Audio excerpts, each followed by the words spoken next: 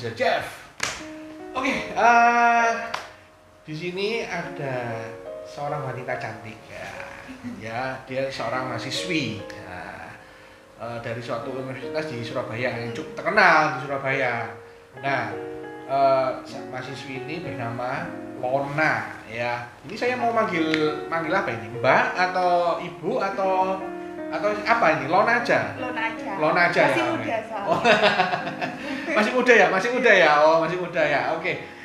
Ya jadi saya di sini mau akan memberikan beberapa pertanyaan kepada Lona ya. Mungkin seperti yang banyak orang yang tahu ya, istilahnya gimana proses dari S1, S2 sekarang sudah S2 ya. S2 ngambil apa? Saya ngambil manajemen. Oh, manajemen. Jadi yang waktu S1-nya apa? S1 juga manajemen. Manajemen, jadi lanjut ke manajemen. Ya, berarti nanti S2-nya MBA.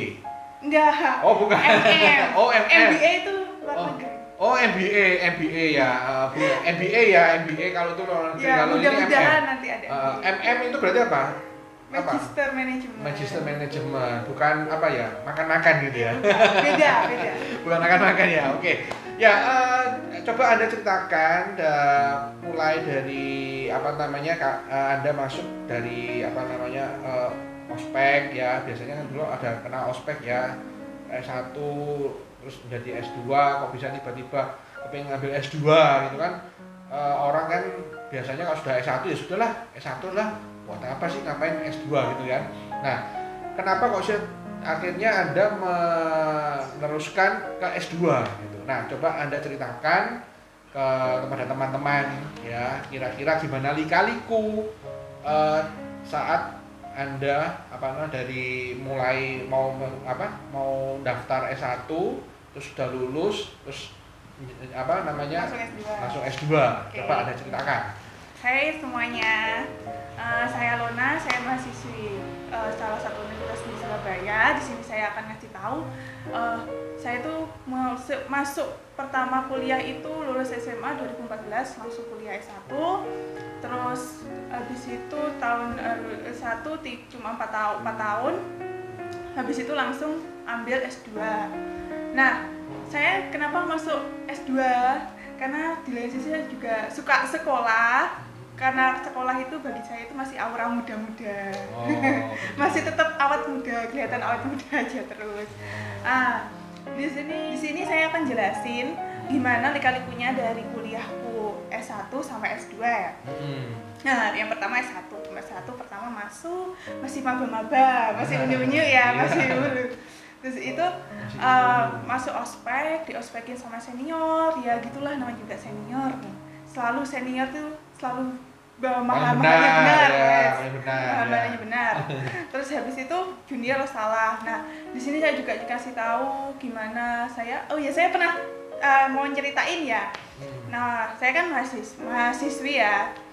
Saya juga pernah dapet nilai yang menurut saya itu sangat gak patut untuk ditiru. Oh, berapa nilainya itu?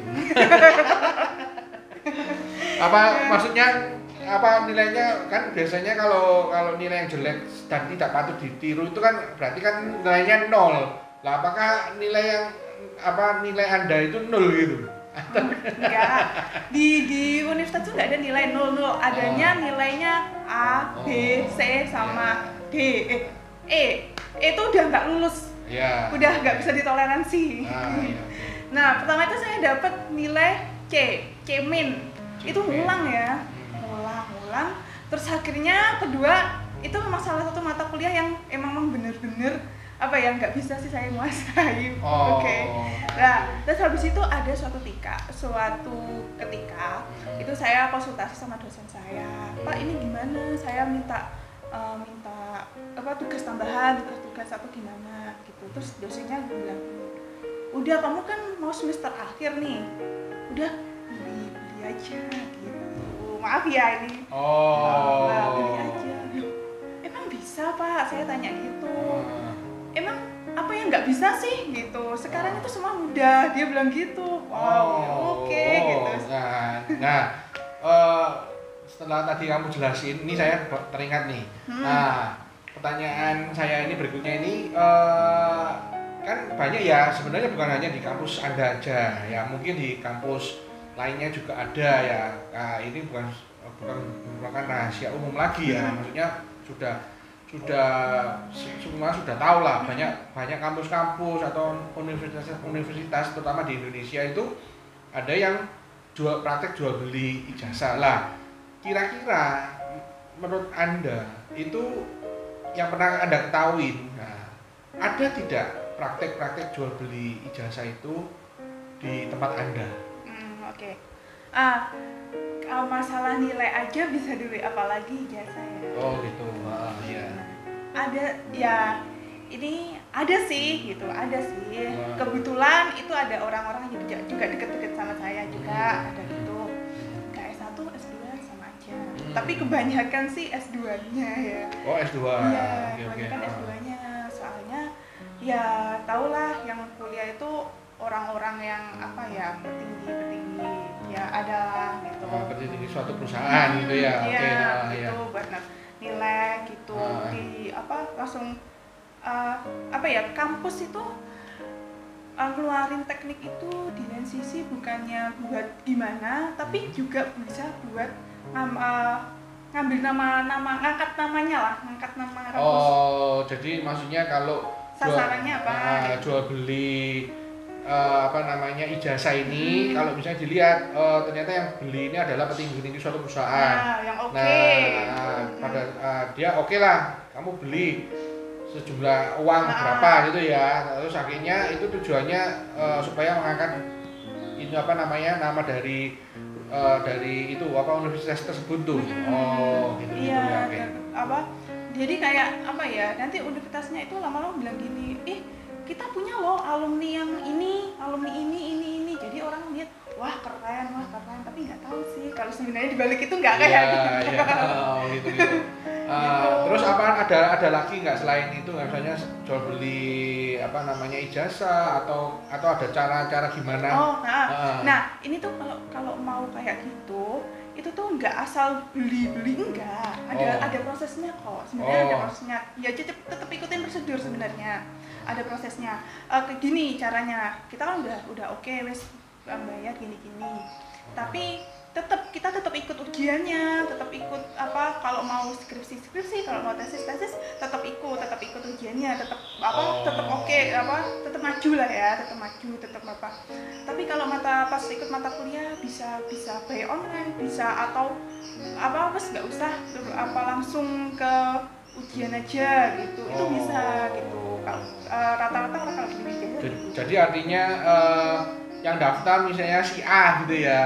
Terus ternyata bisa si B yang kuliah atau yang ujian gitu ya. Iya, kebetulan. Nah, itu tuh kebetulan ada salah satu kenalan saya, teman saya juga kenal saya juga, saya tahu.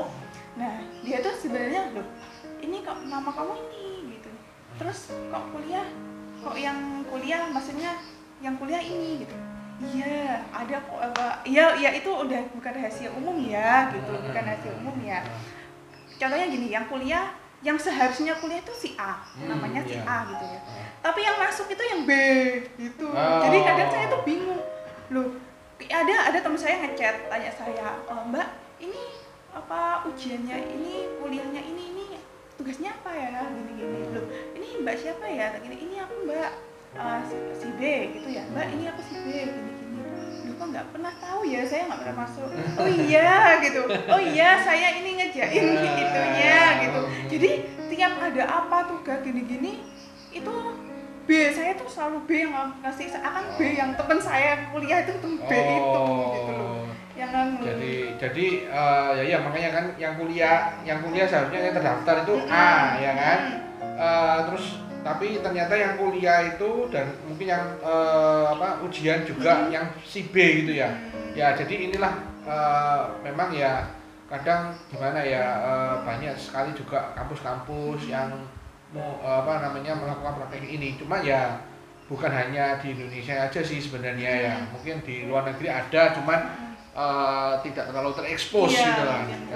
Nah terus itu kira-kira yang pernah Anda tahu ya, itu kira-kira untuk jual beli jasa dan lain sebagainya itu kira-kira ada tarifnya enggak ya? Maksudnya pasti ada kayak misalnya S1 ini tarifnya berapa, terus tarif untuk S2 berapa tarifnya? Kira-kira Anda tahu nggak untuk tarifnya itu kira-kira aja, perkiraan aja? Oh, kalau tarifnya mesti ada ya Pak.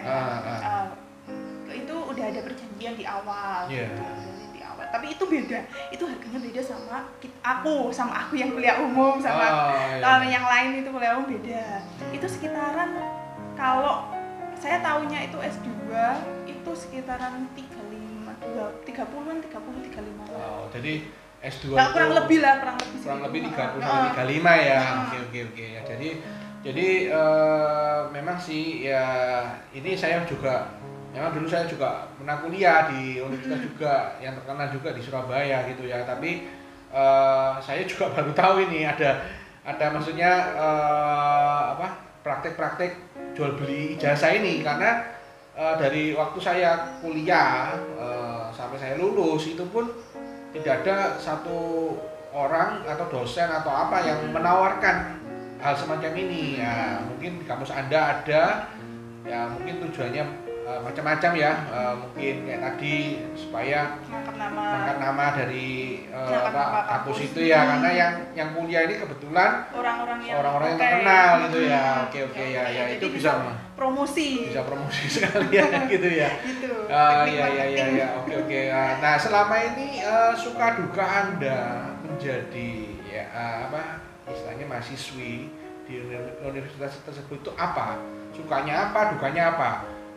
Misal mungkin ya ini kita bisa beritahu sama teman-teman ya gitu ya. Mungkin ini dulu kayak ada teman saya, dia kuliah di universitas yang terkenal. Kenapa kok kuliah di sana? Iya, banyak cewek-cewek yang cantik. Wah, ya kan? Oh, kenapa kamu kampus mungkin di satu kampus lainnya gitu. Saya juga pernah tanya gitu. Oh, ternyata saya mau di kampus ini karena dosen-dosennya atau pelajarannya berat-berat. Maksudnya yang kalau lulusan dari universitas ini itu pasti top lah gitu. Nah, kira-kira apa yang suka duka kamu dan kenapa kamu memilih universitas ini gitu loh. Nah, kenapa kau enggak milih universitas lainnya gitu yang kenapa harus milih universitas ini gitu loh. Nah, apa mungkin karena di sana banyak cowok-cowok yang ganteng-ganteng gitu ya. Atau kamu mungkin mungkin saya di sana jadi mahasiswa yang tercantik misalnya gitu ya. Kira-kira gimana? Iya. Oke. Gini, saya pertama ini saya ngasih tahu ini saya kuliahnya di swasta ya, universitas swasta di Surabaya. Pertama itu saya dulu SMA udah daftar negeri tapi nggak keterima. Oke, ya sudah. Terus ada teman saya, salah satu teman saya nawarin, Lona nih ada kampus nih di salah satu swasta Surabaya gitu. Ayo bareng yuk gitu. Ayo bareng, kamu mau enggak gitu. Ya udah, mumpung ada temennya, ya udah lah ikut daripada nggak kuliah gitu. Ya udah bareng aja sama teman-teman. Oke, gitu sama teman. Lagian juga itu nggak terlalu ribet-ribet juga sih ya kuliahnya, maksudnya ya udah gitu aja gitu aja. Makanya gini, saya tekan di sini itu tuh yang bisa buat beli kayak gitu tadi itu tuh kebanyakan tuh kampus yang swasta di Surabaya. Hampir sih, tapi nggak ada, maksudnya itu tuh saya sembunyi-sembunyi gitu loh, kayak sembunyi-sembunyi. Dan itu pun juga bisa dibilang teknik marketingnya kampus lah ya, biar bisa lulusan ini nih di sini, lulusan ini gitu, wah keren ya, relasinya kampus ya, relasinya banyak gitu, banyak, jadi kan banyak mahasiswa yang tertarik, apalagi mahasiswa S1 yang baru lulus SMA, wah enak nih nanti jadi ini gitu. Jadi kan makanya kenapa kampus itu selalu nargetin, ya udahlah itu teknik marketingnya aja. Tapi selain beli kayak gitu juga, sih ada prosedurnya juga, tapi nggak asal beli aja, tetap ada aturannya, itu tetap ada aturannya. Jadi nggak asal oh ini apa kita beli asal beli mau beli cabai langsung beli gini enggak gitu, ada aturannya. Oke. Itu suka duka Anda pada saat Anda pada saat Anda S1 itu kira-kira apa? Maksudnya, saya sukanya itu kalau di kampus ini bersih. Jadi suka dukanya Anda pada saat S1 itu kira-kira apa? Oke. Suka dukanya banyak banget. Oh gitu ya. Banyak sukanya atau dukanya?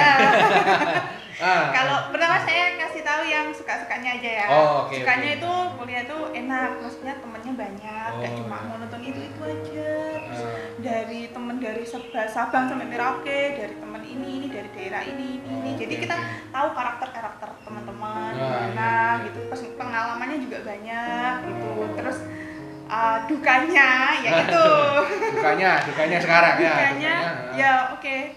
Saya juga dukanya pasti semuanya juga dirasakan sama mahasiswa-mahasiswa yang ada di sini di seluruh Indonesia ini.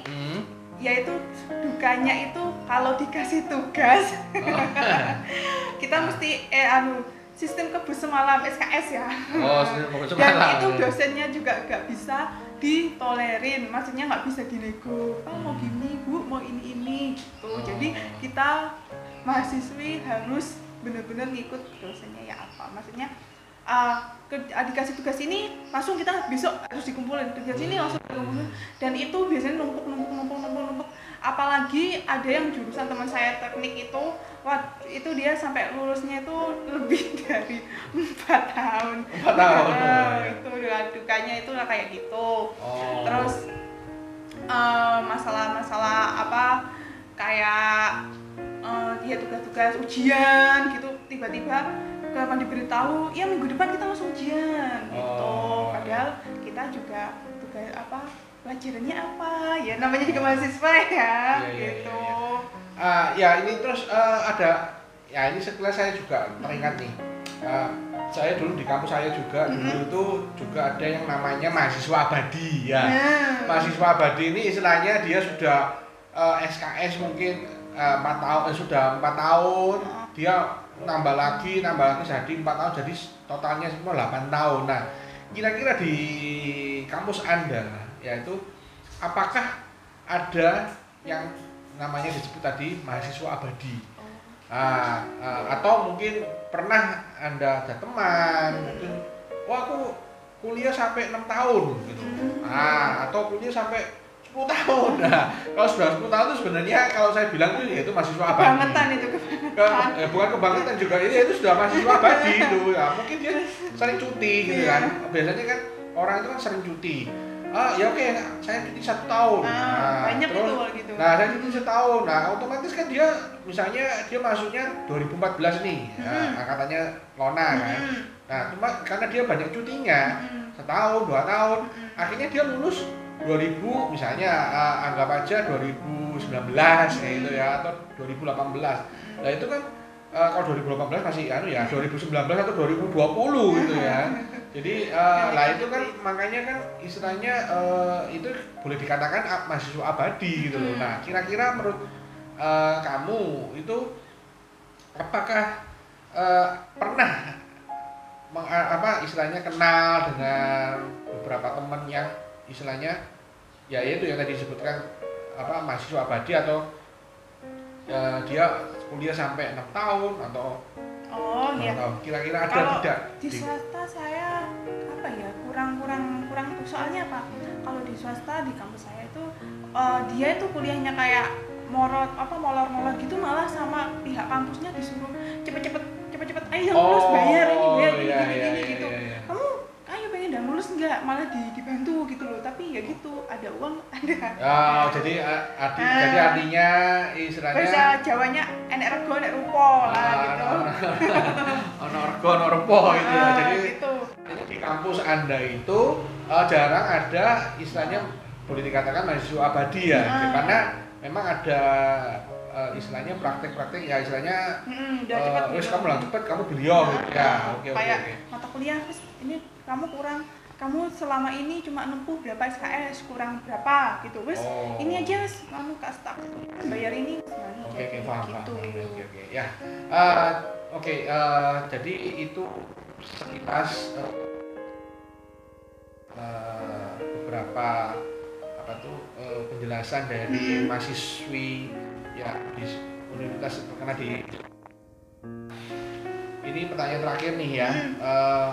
Sekarang ini kan kita lagi menghadapi pandemik ya, pandemik yang corona COVID-19 ya. Kira-kira dari pihak kampus itu langkah-langkah apa yang ditempuh ya? Jadi kan istilahnya kan waktu PSBB atau waktu kemarin ada dengar-dengarnya lockdown gitu kan. Sempat semua kampus pendidikan semua ditutup ya kan.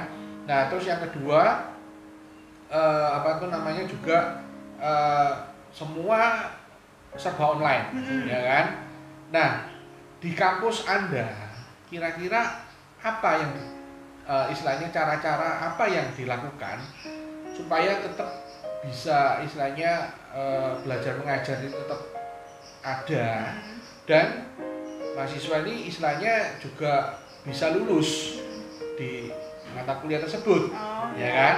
Nah terus ini juga yang ketiga ini kan kita juga mau dengar-dengarnya ini kita mau akan new normal life ya kan. Nah new normal life apakah di kampus Anda sudah atau melakukan langkah-langkah untuk new normal life ini? Nah coba Anda jelaskan. Selama pandemi COVID ini ini tuh lebih parah dari tahun 98 ya.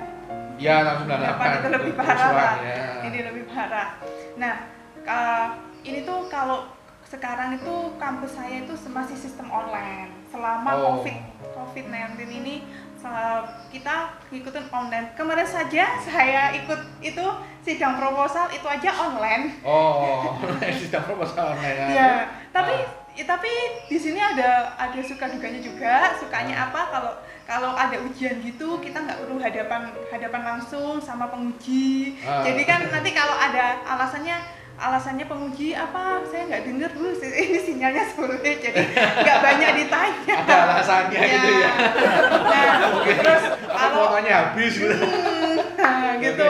Jadi kan nggak banyak berkutik ya. Terus habis itu sistem kuliahnya, maksudnya kuliah pengajarannya juga online by email, terus by Zoom, daring itu e-learning.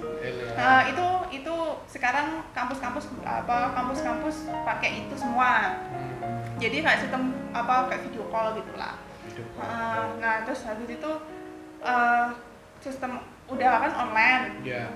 Nah waktu ujian aja kemarin pas UTS kan kemarin ini kan masa-masa ujian-ujian ya. Pas UTS itu aja sistem UTS online dan ya kalau seandainya kita nggak online itu kalau kita nilainya jelek itu nggak ada remedi ulang nggak ada aja ya kembali dari yang awal itu masih nanti di akhirnya perbaikan nilai ya adalah belinya. Tapi sekarang online gara-gara online itu kita dapat nilai jelek kita bisa ujian online lagi sampai 3 kali dan itu baru kali ini kita dapat nilainya Bu saya nilainya jelek nih saya mau dapat nilai bagus yaudah ujian lagi. Terus habis kedua Bu saya nilainya juga jelek lagi Bu ini sistemnya rusak saya mau ujian lagi gitu.